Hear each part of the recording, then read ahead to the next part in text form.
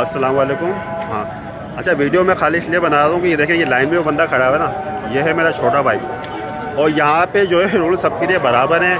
ये नहीं कि हम मीडिया पर्सन हैं तो हमें इसे हाथ क्या उठा के दे दिया जाएगा, नहीं। ये जो लाइन लगी हुई है, ये भाई पीछे लाइन में खड़ा हुआ था।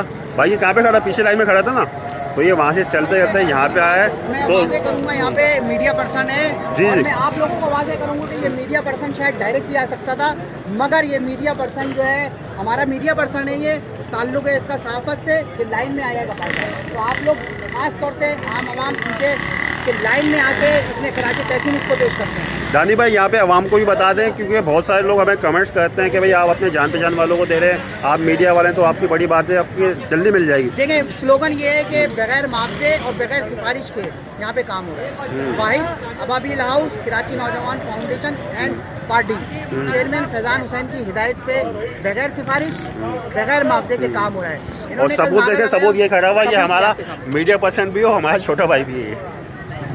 बस बहुत शुक्रिया सर।